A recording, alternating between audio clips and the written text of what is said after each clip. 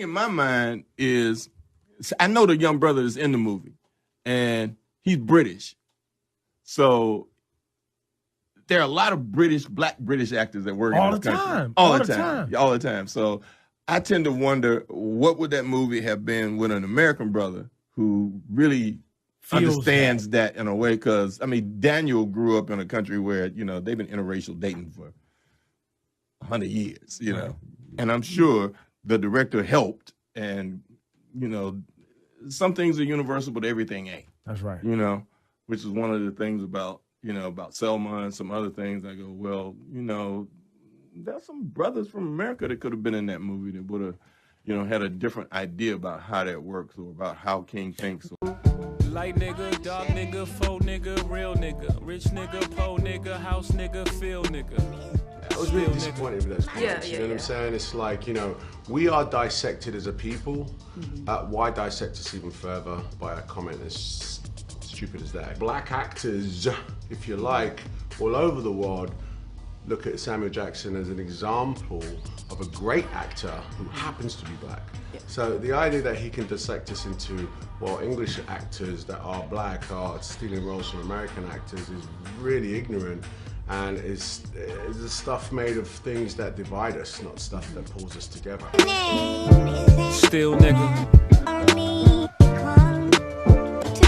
I like that second one. Samuel L. Jackson has been critical of how casting directors have decided to cast black British actors in American films as opposed to black American actors. Where Martin Luther King was played by a British actor. If you live in this country, and this country honestly had a deeper history of slavery, racism, discrimination than Great Britain did, well, then you might have more visceral reaction, and then that might help your acting. It's an interesting case to make. I both agree and disagree with it in parts. Light nigga, dark nigga, faux nigga, real nigga, rich nigga, po nigga. So I don't care if it's a black guy from Britain or if it's a black guy from the United States. I care about whether or not that guy is the best fit for the role. House nigga, feel nigga, still nigga, still nigga. OJ like, I'm not wary the fact that I was British, whether I identified with this specific African American experience, and I just kind of go, no, like, black people get persecuted around the world.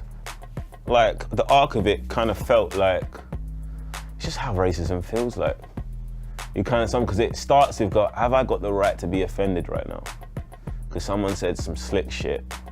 And you kind of go, I don't know if that's for real. I don't know if it's me. Am I being too sensitive? And with this and that. And then you're a man, so you can go, oh, fuck, I can't be emotional, so I can't be like, am I being a bitch? Because you internalize it. So someone does something, and I think as a black man, a black person, you internalize it.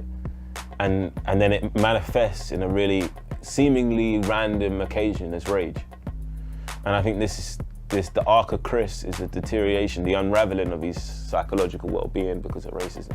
Everyone knows racism exists to black people, but what did black people do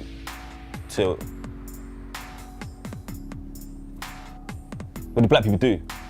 Literally, kids are getting killed. And no one can say what black people have done to deserve it. It's horrifying.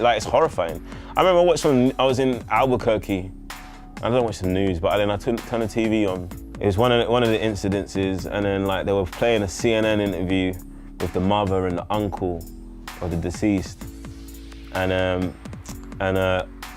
on Fox News, and Fox News reporters were rating how believable her tears were out of 10.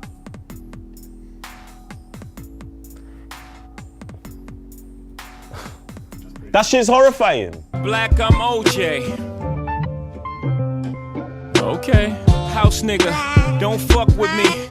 I'm a field nigga, go Sean Cutlery. There are a lot of black British actors that work all in this the country. time. All the time. So some brothers from America that could have been in that movie.